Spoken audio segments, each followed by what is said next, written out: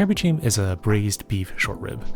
There are quite a few versions of Galbi Jjim that are out there, but the one that I'm going to try to recreate is something that I first had at a restaurant in LA called Yong Susan. Unfortunately, they are quite old school and don't have a cookbook that I can just pick up, so I'm going to be using Maanchi's recipe as a base, and then making changes to suit my needs. I'm deviating from her recipe, and from most other Galbi Jjim recipes, in 3 key places, starting with the very first step. I'm not soaking the meat in water. I know. To the Korean audience here, your reaction is probably, what? How could you not soak the ribs in water? And to the non-Korean audience, your reaction is probably, what? Why would you soak the ribs in water? To answer both questions requires a bit of historical context. A lot of Korean recipes will soak meat and bones in unsalted water for several hours or overnight in order to draw out all the blood and impurities. Yes, soaking meat or bones in cold water will turn the water pink, but that color should be coming from the myoglobin, or the thing that makes meat a red color, rather than blood. As far as I can tell, this step is a holdover from before refrigeration and modern butchery practices became widespread. Very fresh meat can have a lot of excess blood and odors that might be unappealing, and blood in general will make meat spoil faster.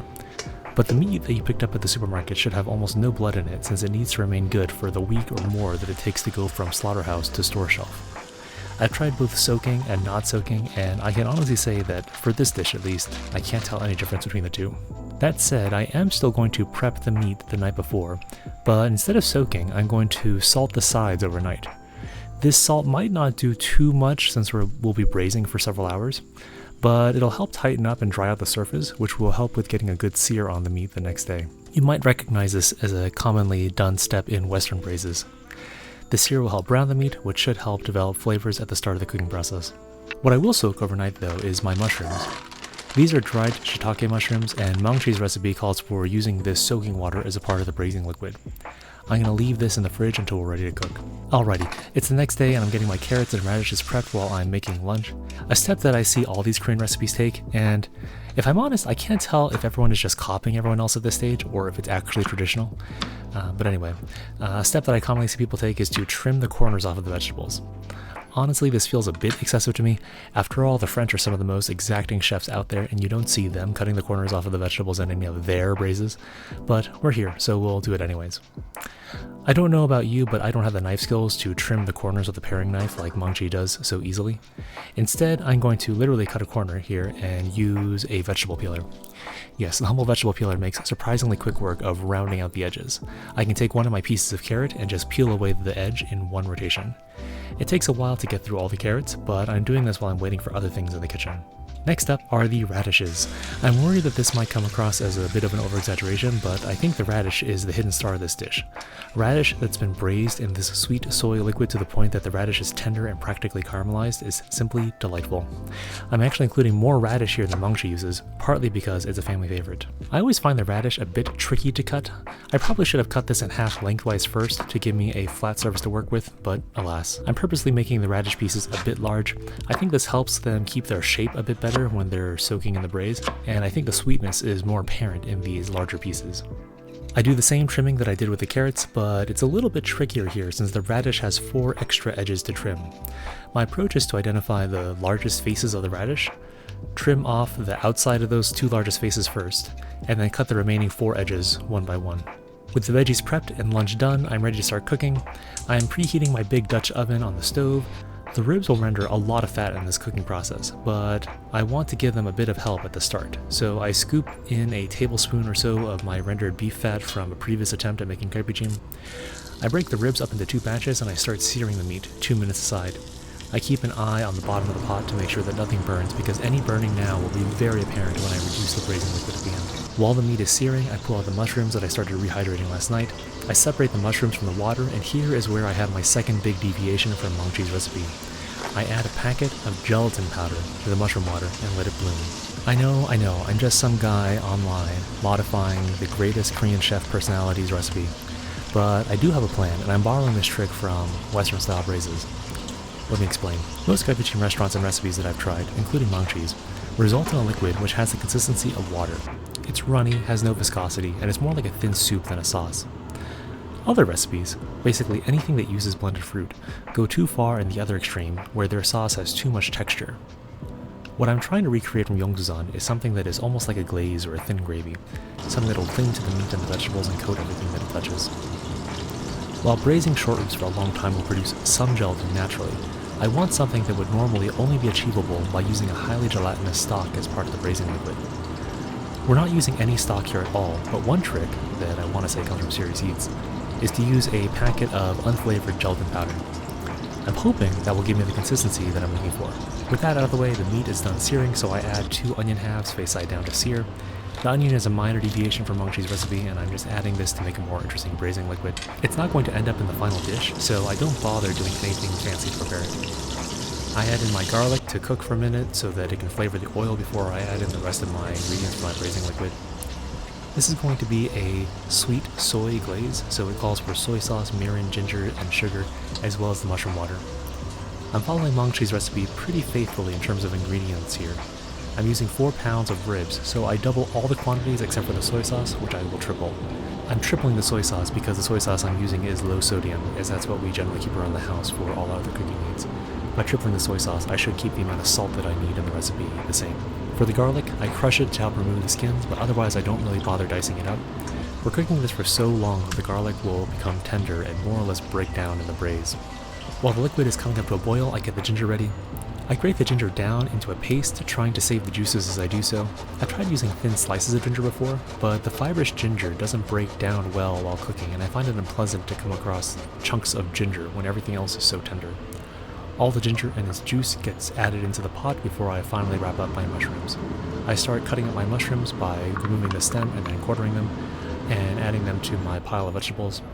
The stems I hold off to the side because they need a bit more time to cook, otherwise they'll get quite chewy, so I'll add those into the braise from the very beginning. The head of the mushroom I will add in with my second round of vegetables. Now for the final deviation, using the oven. Honestly, I'm sure there must be a cultural or a generational divide here, but I think the oven is a very underutilized tool in most Asian recipes. Most Galbi Jjim recipes call for simmering on the stovetop for a couple of hours, checking to make sure that the liquid levels haven't fallen off too much. I don't know about you, but whenever I try to simmer something on the stove for that long, I find that the things I've left on simmer will have either turned into a rolling boil, or they'll have stopped simmering altogether by the time I check in on it. In the worst case scenario, I'll come running back to the kitchen unexpectedly because I'll hear things sizzling because the pot might have boiled over. I think a much simpler method is to just throw this in an oven. It's a much gentler heat and one that requires a lot less babysitting. I put this in at 300 degrees with the lid slightly ajar. After about an hour and a half, I do want to swap my vegetables around and strain off some of the fat. I remove the onions here as well as some of the radish pieces. This is going to be a 3 or 4 hour braise, and most vegetables will start breaking down if we leave them in there for the full time. At this point, they should be more or less completely cooked. I pull out the old veggies and add in all my remaining radish, carrots, and mushrooms. These are all quite cold right now, so I turn up the heat on the stove to bring the temperature back up. While I'm waiting, I use a ladle to get liquid onto all of these vegetables. There's too many veggies for the amount of braising liquid that we have now, but I'm hoping that basting these vegetables would get a thin film of oil on them and keep them from drying out in the oven. An hour later, I fish out a piece of meat to check for tenderness. With a fork, I can tell that there's still quite a bit of resistance, but that is okay. I use this opportunity to flip all the radish pieces over so that both sides can braise in the soy sauce. I want them all to take on that dark color. At this point, I expect to be done relatively soon, so I add in some frozen chestnuts. The chestnuts don't need nearly as long to cook as the vegetables. These were also already peeled, so they went straight into the pot. I spoon some of the braising liquid all over the chestnuts and bring it back up to a boil on the stovetop before I return everything to the oven. The final step in Maanchi's recipe is to prepare the ginkgo nuts and jujubes for garnish. Honestly, I have mixed feelings about the ginkgo nuts. I find their flavor a bit off-putting even when cooked, and they're here strictly for garnish reasons. Basically, they provide a bit of color when serving because otherwise everything is going to be a shade of brown. One lesson I learned in testing was that these things have a lot of water in them. After rinsing them, I lay them out on a paper towel for 30 minutes so that they can dry fully. Even still, trying to toast these in a pan is not fun. These things splatter everywhere. I ended up making a foil cone to try and contain the mess, but I could still feel the occasional droplet landing on my arm. Once these are done, I reserve them on the side. For the jujubes, I grab a handful from a bag, remove the pit, and then quarter them. These things are quite malleable and have a slight sweetness to them. I want these to warm in the braising liquid for a few minutes, but I'll reserve them from now because they don't really take that long to cook. Okay, backtracking a bit in the video. You might have noticed that the pot is out of the oven. I want to reduce the liquid, so I pull out all the solids into a separate bowl. I'm being careful with the meat here as I can tell that it's already quite tender. A couple of pieces broke along the fat lines, but that is okay. Once the solids are removed, I pour everything into a fat separator. I want to reduce this, and there's way too much grease in this right now relative to our final reduction target. If I don't strain out some of this fat, our final reduction is going to be way too greasy. I pour the juices back into the pot along with a couple of tablespoons of the fat that came along for the ride. I did do a quick taste test now just to see, and it was very under-seasoned, but that is to be expected. If the seasoning were at the right level now, the final result would be way too salty after the reduction. To speed up the reduction process, I pour about half the liquid into a second pan. This doubles the surface area, allowing us to reduce much more quickly. As for why speed matters, my reasoning was that I don't want to keep this at a boil for too long, otherwise the gelatin will start breaking down. After about 20 minutes or so, the volume has reduced considerably. I'd estimate that we're down to 1/4 of the starting amount. It's still not quite as thick as I would like, but after taste testing, I'm worried about the salt level. I call it quits here and hope that it will thicken more as it cools. I almost forgot to add in a tablespoon of rice syrup, which I do here. Now I'm adding back in some of the meat and veggies along with the jujubes that I cut up earlier. This is way too much for us to eat in one sitting, so I'm only adding back in what I think we'll need for today. As I'm doing this, I realize that there's a lot of liquid that has pooled at the bottom of my bowl. I'm a bit torn, as if I add it back in now, this will undo some of the reduction that I had done earlier. After debating for a minute though, I decide to add back in as much as I can. Those resting juices are usually the most valuable liquid, and my reduction was already on the edge of being too salty. I put this back on a low heat for about 10 minutes, just to heat everything through again. Remember, these things were sitting on the countertop for a good 20 minutes or so while they're not cold, they're also not hot anymore. Now for the final step, plating. After all this work, I wasn't quite sure what I wanted this to look like. I decided to go for height this time around. I started laying out some radish pieces and one piece of meat on the bottom and then building up with the other veggies. I tried to leave most of the rest of the meat on the top so that the whole thing doesn't fall down when someone grabs a piece. Please excuse the poor camera work here.